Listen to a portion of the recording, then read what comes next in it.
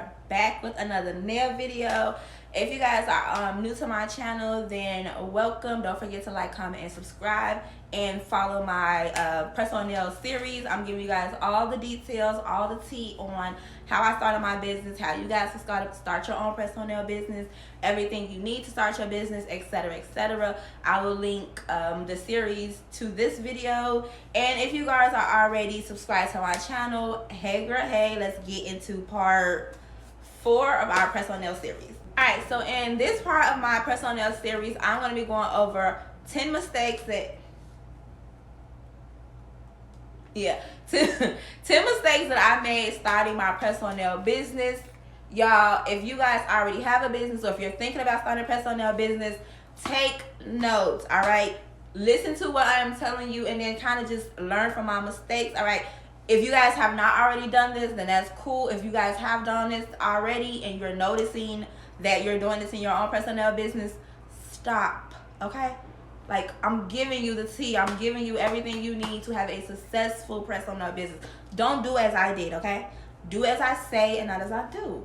My mistake number 1 is going to be overspending on nail supplies. Now, when I first started my press-on nail business, I did not go all out in the very beginning. I did start off very basic, which is minimal items, which was cool. It was very smart of me to do. However, as my business started growing, your girl kind of went a little crazy. Like, once I was making 5-6K a month off just press-on nails part-time, I started going crazy. I bought a new nail desk. I bought hella nail polishes. I bought the most expensive nail tips. Like, I was going crazy thinking that I needed all of this stuff to have a successful press-on nail business, and I was wrong as the fuck, because you don't need so many gel polishes. You don't need so many different nail tips. You don't need the most expensive desk. You don't need to overspend on nail supplies. Not saying don't grow with your business,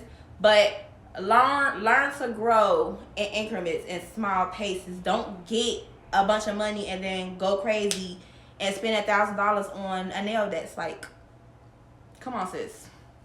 It just wasn't necessary. Now, I did get very lucky that I got promotions from like certain brands, like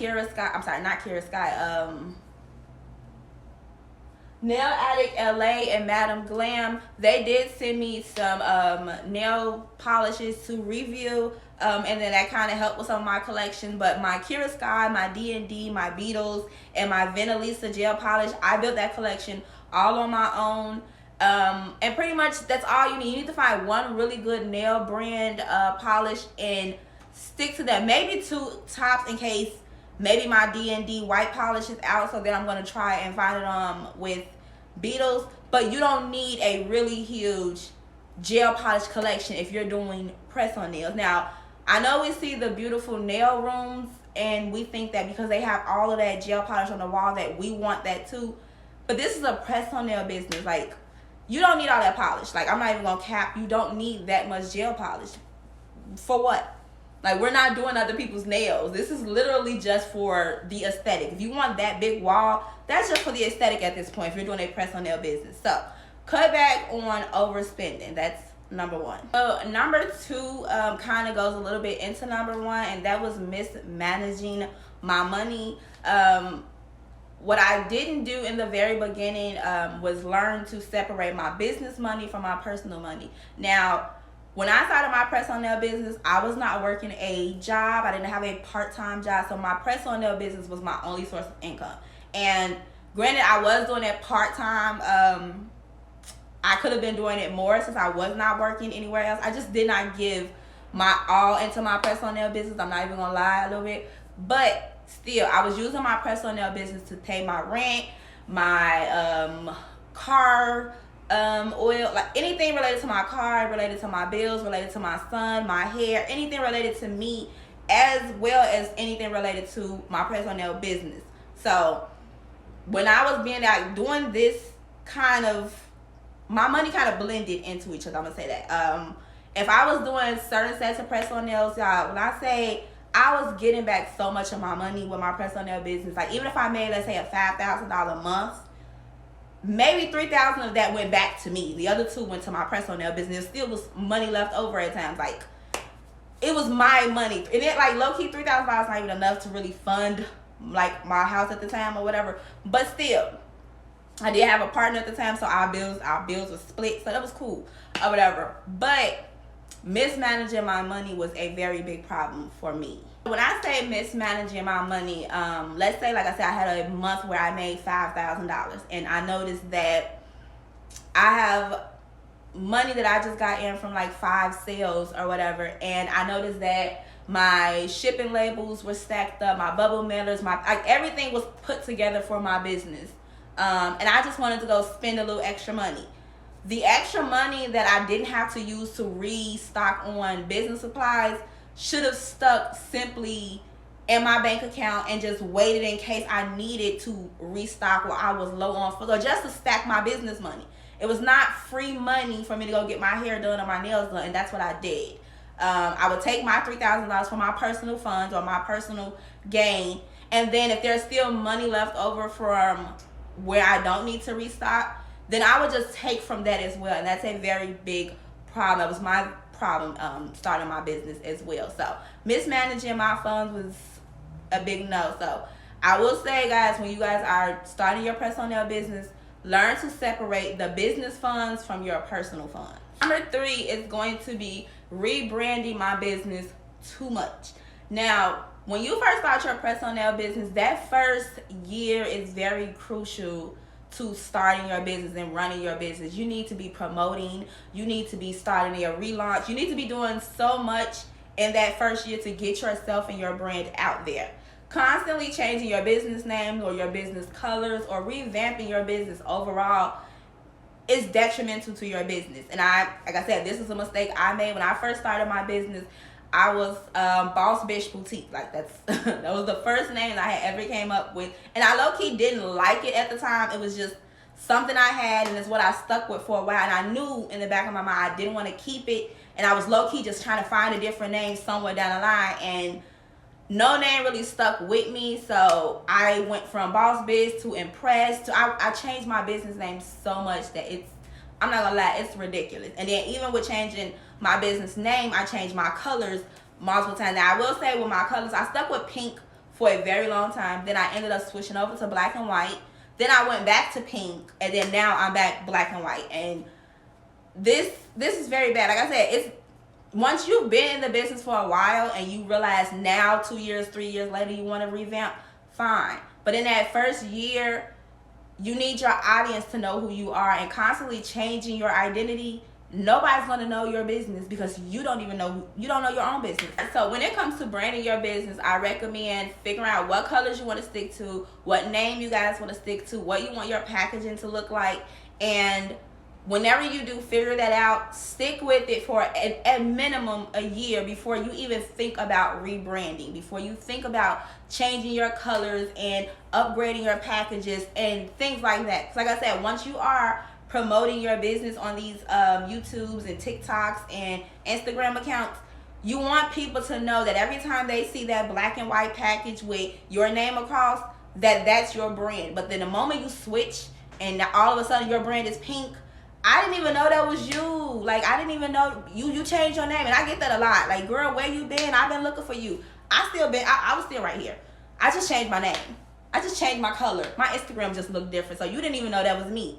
But that was on me. That was my fault. So don't rebrand for at least a year after you launch your business. On number 4 is going to be overworking and getting overwhelmed with orders. Now, I did say that I was a part-time personal nail artist, but even with me being part-time, I started doing that a little bit later on. When I first started, I was going in. I was making, and then on top of that, I was making 24-piece nail sets at the time. If you don't know what 24-piece nail sets are, that's when you make literally every nail that comes in the pack. You can make 10 nails for 10 fingers, or you can make the entire box. That way your customers don't need to get a sizing kit. At the time, I didn't do sizing kits, so I offered 24-piece nail sets, and some of my customers, they ordered 3, 4, 5 sets, and every set came with 24 nails, y'all. I was dead. Like I was so overworked, and it was just me. This is before my boyfriend at the time started helping me, but when it was just me, I went a little crazy. And I would get 50 orders. Like I would get so many orders, and I had to do all of those orders by myself, and it became terrible because I wasn't managing my time right. I wasn't calculating how much it takes for me to make one set of press-on nails. Terrible. But again, that was trial and error for me. Now I learned how to manage my time. I know how long it takes me to make a set of press-on nails, how many nails I'm able to make in a week.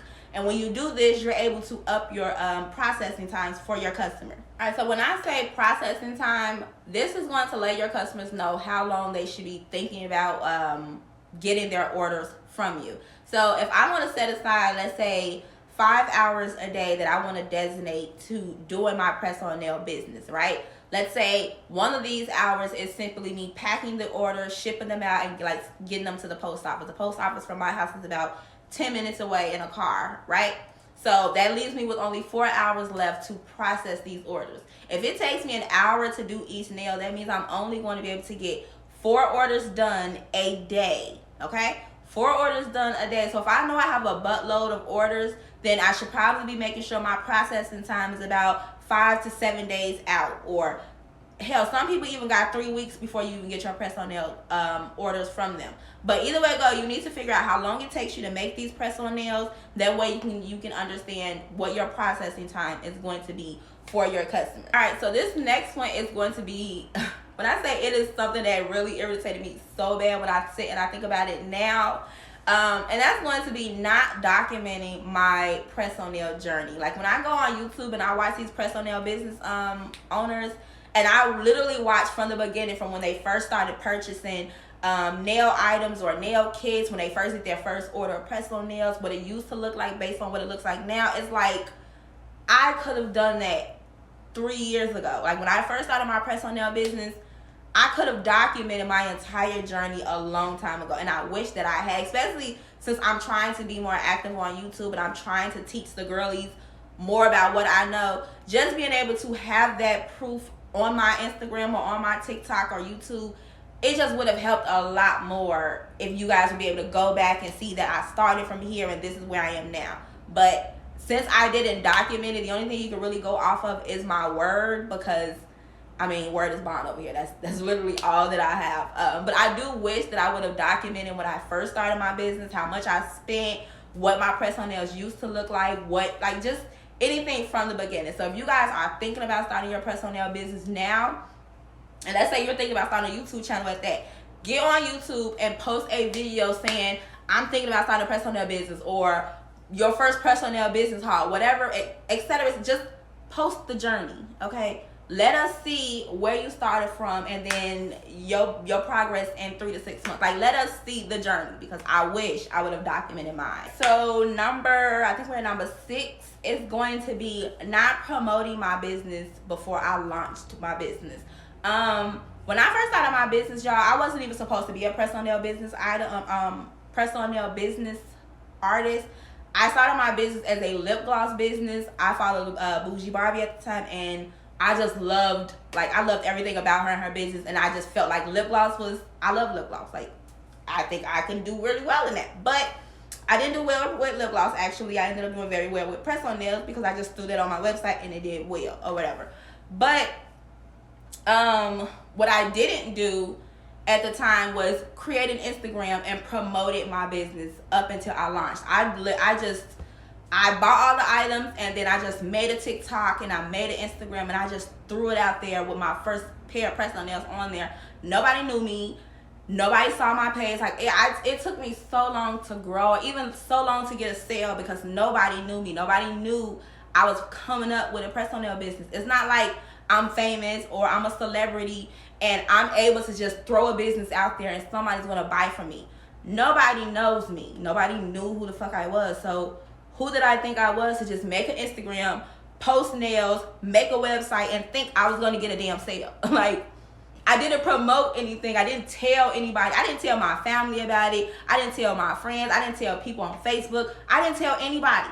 It was just like an impulse. I just made a website, bought the shit, made the nails, and I just posted it. terrible idea. Like, don't do that shit. Like, granted, it worked out now. It works out in the end.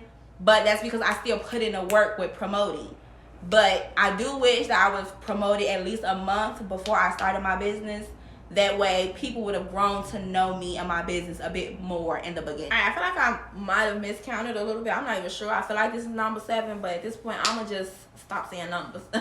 But the next one is going to be not knowing my niche. Now, if y'all don't know what a niche is, ultimately a niche is just what category your business falls in, what category you fall in. That's it.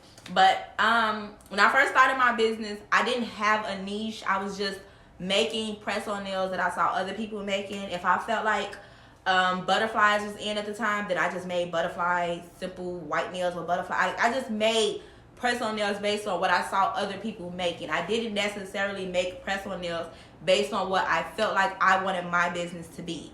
Now that I'm 3-4 years into my business, I understand that I am a luxury press-on nail business owner. Granted, I've made simple press-on nails. I made French tips. I made all white, all pink, all black. I've made these type of nails. However, when people come to my page and they talk about how pretty my nails are or they support my business, 90% of my customers are purchasing bling press-on nails or luxury press-on nails or nails that just has a bunch of extra shit on it. So I learned that even if that's not what they're purchasing, it's what I'm promoting. It's what I'm pushing out the most. I don't really make a simple pink set of press-on nails and then post it on my page because I want somebody to purchase a simple pink press-on nails. I don't really give a fuck about the simple colors. Like, it's just an all pink nails. Like, if I go to the nail salon to get my nails done, I personally don't purchase solid color nails. I just don't. So that's not my niche. That's not who I am. I am a luxury, over the top ass bitch. Like, that's how I am. That's who I am. And my business is a reflection of moi. So I personally like to make over the top press-on nails. The fact that the people who come to my website or come to my Instagram or they DM me and they ask me for over the top custom press-on nails lets me know that I pushed my content to the right audience. That means that not only am I making luxury press-on nails because it's what I like and that's what my niche is, I've also made sure that the people who like that type of press-on nail or that type of content, they see it because those are the ones that are coming to me. I rarely get people that's coming on my page looking for a solid color press-on nails. Like, now granted, they are on my website. I do make sure that I keep, if nothing else, a French tip, a black set, a white set, and a pink set of press-on nails because at the end of the day, it's not my niche. But most girlies just love them a all white pair of nails. So most people come on there, they're gonna buy them an extra luxury set of press-on nails, and then they're gonna add a simple white set to go with their nails. And it's like, okay, cool, I'll take the extra $15. That's cool. It only takes me about 30 minutes. But anyway, my point of saying that was not knowing my niche in the beginning had me all over the place. I was making different type of designs, different type of nails that I really did not give a fuck about. Now, I'm making 90% of the nails that I care about, nails that I love to post because they are within my niche now. Moving along to one of my many mistakes. The next mistake I'm going to talk about is not trusting my customers and not trusting my algorithm. Now, when I say this, I'm saying that when I go on Instagram or if I'm going on TikTok and I'm looking at the content that I'm posted and I'm looking at what videos are performing the best or what videos are people commenting on and sharing the most. What I didn't do in the beginning was look at that algorithm and kind of make my content related to that algorithm. So for instance, if I just posted a video of me doing a press-on nail tutorial and let's say that got 5,000 views, then I posted a video of me just simply showing a pair of press-on nails, no behind the scenes, just slapping a video up there, and I only get 200 views. Then I should be trusting my algorithm and understanding that my customers like to see the behind the scenes. When I first started my business and I was going viral on TikTok, I used to get the most views because a lot of people used to ask me to pack their orders. Most of my videos that got views and I went viral was pack this order, or can you pack my order? Like, it was always a pack and order video with me, because a lot of people just either like to see the content, or they want to see that their order is being packed, and they could trust that their order is on the way because they physically saw me do that. And at some point, I stopped doing that. I stopped doing the packing orders on TikTok. Even now, I don't do it. You won't even find that content on my page anymore because I've hidden it from my timeline.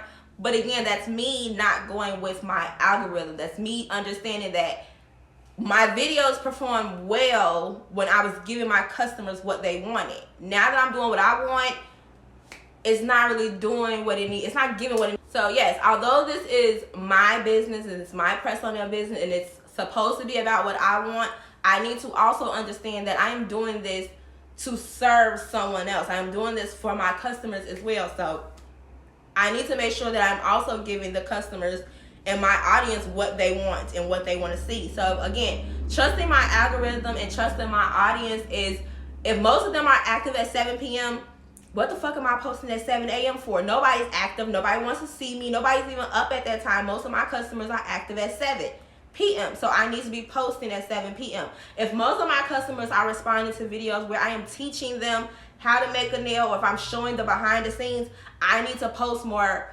content about behind the scenes and not necessarily just throwing a pair of press-on nails on the site, because nobody, that's giving more salesy. That's giving very much, look at these nails, buy these nails, as opposed to me posting the tutorial and just giving you more behind the scenes. It's just kind of, oh, that's kind of cute and I like how you did that. I want to go purchase that now. All right, so trust your algorithm and trust your customers and kind of give the customers what they want. So I think this is probably number 9 low key, but I'm just going to end the video right here or whatever. But my last mistake that I made throughout my press-on nail business was not staying positive through the entire process, okay? Now, when I say not being positive, that means that when I first started my business and my lip gloss business was not taking off, I went into, I'm not gonna say it was a depression, but it was very much, this isn't meant for me. I'm not a girl who's meant to have her own business. I should probably go find a job. Like, I went into that instead of taking it as a sign that maybe I should be doing something else. Maybe I'm not promoting right. Maybe I need to find another way to market my business. I was not looking at any of the mistakes or any of the days where I didn't get sales as a positive thing. Everything was very negative. If I didn't get a sale, then that meant I did something wrong. That means I was not meant for this. If somebody bought a pair of press-on nails and their charm came off, that means I wasn't good enough and I should not be doing this. Instead of looking at